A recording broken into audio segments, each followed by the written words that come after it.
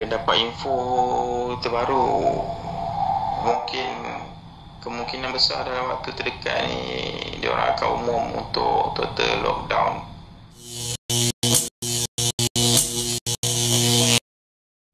Assalamualaikum warahmatullahi wabarakatuh. Okey, kali ikutkan aku berdapat benda ni lah, satu klip video yang daripada laporan daripada The Star yang mengatakan dia dah dapat audio dua orang, satu lelaki, seorang lagi wanita yang voice note dia mungkin dia daripada aplikasi WhatsApp lah, dia tular ataupun viral dalam aplikasi WhatsApp. Jadi video tu dia secara jelas mengatakan satu Malaysia akan total lockdown. Kita akan dengar video pertama dan kita pun dengar video kedua kan. Jadi aku akan minta korang dengarkan dulu video ni dulu, dan seterusnya kita bincang mengenai benda ni. Sikit-sikit lah, yang buat tadi sikit-sikit je. Sikit ya.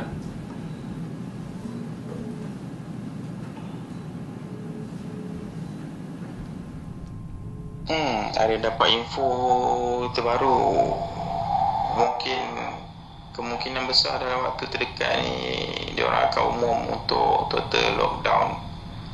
Maksudnya diorang akan buat penutupan 10 hari semua sekali. Semua kedai-kedai termasuk kedai runcit ke apa, semua akan ditutup 10 hari. So ini yang pertama. So audio yang kedua. Kak Katik, Wani beritahu ni, Kak Ifak Mani baru turun daripada sidang media dengan Perdana Menteri. Dia akan melaksanakan perintah berburu selama 10 hari. Start esok ke lusa ke tak pastilah.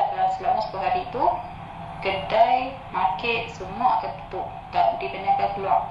Polis, askar akan berkawal jaga semua seluruh Malaysia. So tuan-tuan dan puan, kedua-dua audio ni telah menyebabkan orang ramai berpusu-pusu keluar untuk membeli barangan keperluan ataupun panic buying. So ini tidak sewajarnya dilakukan oleh mana-mana rakyat Malaysia. Oleh itu, saya menegaskan di sini, saya minta pihak media menyiarkan kedua-dua audio ini, dan mana-mana orang yang dapat mengecam suara ini, sila berhubung dengan pihak polis supaya kita akan mengambil tindakan yang sewajarnya terhadap kedua-dua orang yang sengaja membuat suasana tidak tenteram di negara kita. Okey, sekarang ni masalahnya adalah bukan sahaja kita nak jaga berkenaan dengan COVID-19 ni, tapi benda yang lebih besar dari COVID-19 tu adalah kerana orang suka-suka menyebarkan berita palsu. Berita palsu ni tak tahulah menjadi kegairahan untuk kita nak bercerita benda tu macam nak ada orang yang first. Konon-konon kita tahu semua benda. Benda ni kita kena hakis lah. Kena hakiskan keluar daripada pemikiran yang ada sekarang ni.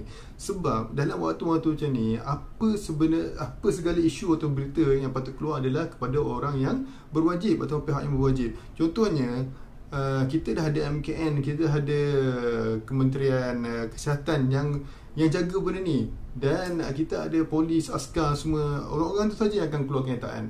Dan MKN juga terdiri daripada menteri-menteri dan juga Perdana Menteri juga terlibat dalam tu. Jadi adalah tidak wajar untuk kita dalam keadaan yang sekarang ni, dia duduk dalam rumah, memanglah tahu tak banyak kerja. Tapi masalahnya untuk kita mengeluarkan benda-benda tak sepatutnya daripada mulut kita, dan kita main rasa-rasa, dan kita main tokok tambah pula nak bagi benda tu sedap. Jadi sebenarnya tak bantu apa-apa pun. Orang lagi stres duduk rumah. Jadi semasa kita sepanjang menempuhi tempoh PKP ni, dah lah tambah fasa yang kedua sekarang kan, adalah baik untuk kita. Dia dah cakap untuk meluangkan masa dengan keluarga, kenapa sibuk lagi dengan handphone?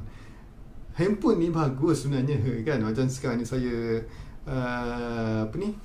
rekod video ni, tapi sebenarnya benda-benda yang untuk sepanjang tempoh yang berkaitan dengan COVID-19 dan juga tempoh PKP ni tak perlu digembar-gemburkan. Sebab kita tak ada input yang sebenar-benar daripada kita pun. Ada yang aku perasan tu, dia macam dia pula media. Faham tak? Macam dia lagi media rekod pergi rekod macam contohnya kat Menara Plaza One City. Aku tengok kat Malaysian Gazette, dia siap kata ada orang awam pergi sebelah dia rekod sama dengan dia, walhal dia ni media yang diberi authority. Walaupun dia ni media, dia ada banyak surat yang kena ada lah, banyak lah dia punya particular yang perlu ada, barulah orang lepaskan. Macam mana orang awam boleh ada pula shoot video semua? Apa tujuan dia ada kat luar tu? Itu yang memeningkan kepala lah. Kadang-kadang kita nak cakap bukan je degil lah sebenarnya kita. Dia memang degil.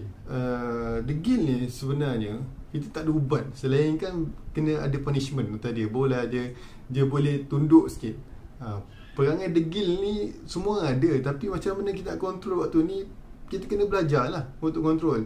Contohnya, kita hanya diberi keluar untuk beri keperluan asas.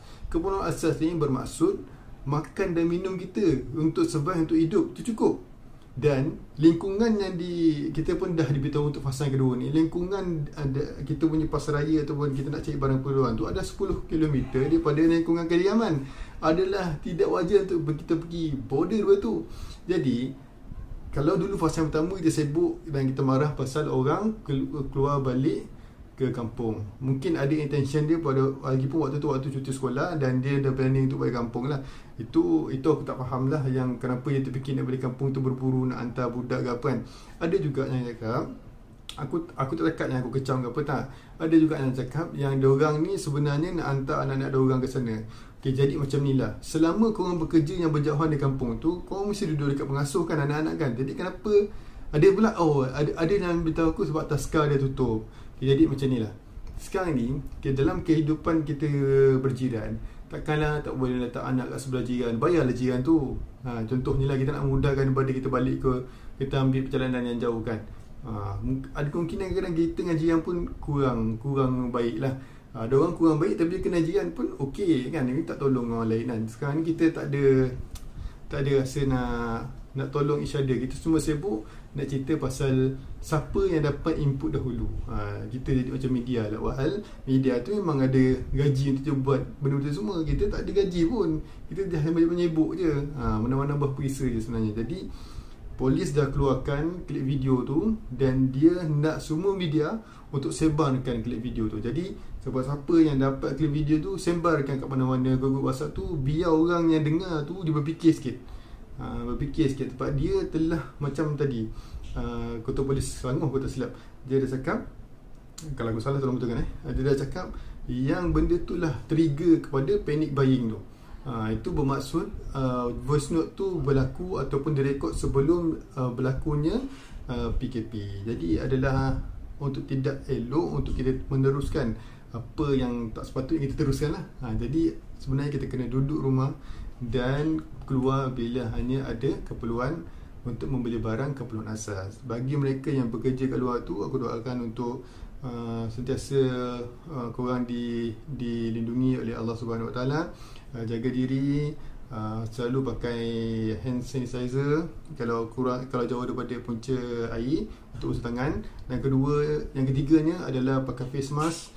Dan keempatnya jaga distance. Itu saja benda yang paling yang selalu dititik beratkan oleh Kementerian Kesihatan Malaysia. Jadi adalah satu lagi perlu diingatkan, jangan sebar maklumat palsu. Kita boleh jaga orang yang positif ni, kita mungkin boleh jaga lagi dalam waktu tempoh PKP ni. Tapi orang yang bukan positif ni sebarkan maklumat palsu, kita tak boleh jaga. Sebab semua kita ada handphone. Jadi gunakan handphone dengan cara yang betul dan manfaatkan masa dengan keluarga. Bagi yang beragama Islam, inilah masanya untuk mendalami ilmu-ilmu yang selama ini pernah kita belajar dahulu, kita ulang balik. Kita baca Quran ke, buat solat ke, apa semua kan. Jadi itu yang terbaik untuk kita sebenarnya waktu ni. Bukanlah dengan memberi satu lagi input yang bukan-bukan ataupun propaganda ataupun orang kata tilik nasib. Tilik nasib. Kalau kita nak berkongsi sangat dengan kawan, buat video-video ni, kongsilah. Tak payahlah beria sangat. Hantar sampai satu WhatsApp ni, bahaya ni. WhatsApp ni jangan hantar seorang ni, hantar seorang ni, dan dia create satu environment yang tak sepatutnya ada pun pada politik pertama tu. macam mana mesej ataupun voice note kepada yang seorang lelaki tu seorang perempuan tu. Okay, cakap ini saja video kali ini. Minta maaf kena bebel. Assalamualaikum warahmatullahi wabarakatuh.